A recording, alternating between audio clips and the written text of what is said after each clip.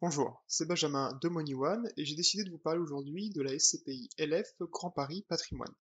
J'ai choisi cette SCPI parce qu'elle a deux principales raisons pour moi d'être particulièrement intéressante, notamment en ce moment, dans un contexte de crise sanitaire que l'on vit aujourd'hui. On est, à juste titre, en raison de se demander quel avenir il y a pour l'immobilier de bureau, mais aussi pour les loyers au travers des SCPI. Je vais tenter de répondre à ces deux questions en m'appuyant sur la SCPI LF Grand Paris Patrimoine. D'abord, la SCPI LF Grand Paris Patrimoine, c'est un parc immobilier qui capitalise 900 millions d'euros, soit 50 immeubles sur Paris et sa banlieue. Ces bureaux, ils sont avant tout intéressants parce qu'ils sont situés dans le plus grand marché d'immobilier de bureaux d'Europe et le troisième plus gros du monde. Enfin, le projet du Grand Paris, qui a pour horizon les Jeux Olympiques en 2024, qui, comme vous le savez, va permettre de reconnecter Paris et sa banlieue, va desservir de manière immédiate les actifs déjà détenus par cette SCPI. L'objectif est de développer ce parc immobilier en sélectionnant des immeubles qui soient placés sur les futures lignes de métro ou de transport en commun. Et ça va être fait grâce à la capitalisation, donc aux nouvelles souscriptions. D'ailleurs, la collecte est plutôt bonne, puisque sur cette SCPI, on a un rythme de collecte qui est plutôt de l'ordre de 100 millions d'euros par an. Enfin, la deuxième raison qui me pousse à vous parler de cette SCPI, c'est son activité locative. On vous a souvent parlé de diversification.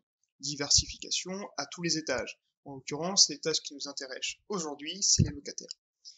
Ces locataires, ils sont pour la plupart de tailles différentes et ils agissent dans des secteurs d'activité différents. On sait aujourd'hui que la crise du Covid-19 va affecter les secteurs d'activité de manière très différente. En l'occurrence, sur la SCPI LF Grand Paris Patrimoine, c'est 20% de nos locataires qui sont dans un secteur d'activité qui recule fortement. En l'occurrence, 33% d'entre eux sont dans un secteur d'activité qui progresse. C'est le cas notamment du groupe Intermarché.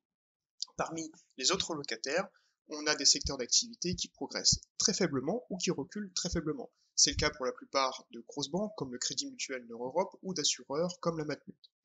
Enfin, ces locataires y produisent des loyers et ces loyers proviennent pour 60% de très grandes entreprises, pour 19% d'entreprises de taille modérée et pour 1% seulement de PME qui font aujourd'hui l'objet de mesures d'accompagnement gouvernemental.